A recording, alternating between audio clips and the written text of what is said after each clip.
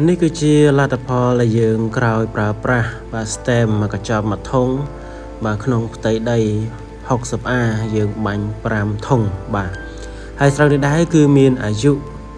បាទ10ថ្ងៃកាលយើងបាញ់នោះបាទហើយលទ្ធផលដែលយើងទៅ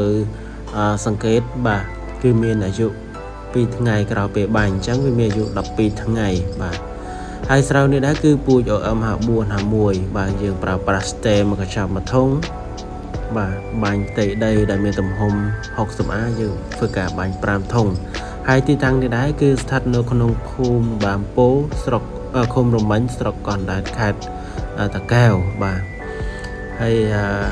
ស្មៅឃើញថាយើងឃើញថាស្មៅងាប់បានស្អាតល្អបាទងាប់បានស្អាតល្អតែប៉ុន្តែស្មៅនេះគឺងាប់បាទចាប់ផ្ដើមងាប់ចាប់ផ្ដើមក្រៀមតាំងពីអាយុមួយថ្ងៃតាំងពីយើងបាញ់បានមួយថ្ងៃណាបាទហើយស្ថានភាពនេះគឺយើងបាញ់បាន2ថ្ងៃមកហើយបាទក្រោយពេលដែលយើងបាញ់បានរយៈពេល2ថ្ងៃបាទយើងធ្វើការបញ្ចូលទឹកបាទធ្វើម៉េចឲ្យលិចសពគ្រប់នៃដីដែលនៅក្នុងស្រែបាទដែលយើងធ្វើការបាញ់រួចហ្នឹងគឺត្រូវដាក់ទឹកឲ្យលិចសពគ្រប់បាទលុះស្មៅនឹងរលាយបាទនឹងរលួយបានល្អបាទហើយឃើញថាលទ្ធផលប៉ុណ្ណេះឃើញថាវាទទួលបានលទ្ធផលដែលល្អបាទយើងធ្វើការបាញ់ហ្នឹងគឺទទួលបានលទ្ធផលល្អព្រោះអីស្មៅងាប់បានច្រើនបានល្អ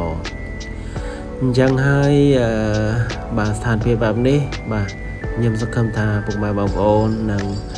ជឿជាក់ទៅលើ stem បាទហើយចំពោះ stem ស្រូវគឺបាញ់ទៅគឺអត់មានប៉ះពាល់ស្រូវទេបាទឃើញថាស្រូវគឺវានៅមានសុខភាពល្អហើយយើងងាប់តែស្មៅទេហើយចំពោះស្រូវគឺអត់មានបញ្ហាប៉ះពាល់ទៅដល់ស្រូវទេអញ្ចឹងបងប្អូនអាចជឿជាក់បានបាទចំពោះ stem បាទ stem គឺជាផលិតផលរបស់ក្រុមហ៊ុនរោងចក្រ UPL ដែលមានប្រវត្តិមកពីប្រទេសឥណ្ឌាបាទដែលមានក្រុមហ៊ុនចែកចាយបាទក្រុមហ៊ុនរស្មីកសិកម្មអញ្ចឹងបងប្អូនអាចរកក៏ដូចជាជាវនៅផលិតផល stem នេះបាននៅលើទីផ្សារកសិកម្មបាទសូមអរគុណ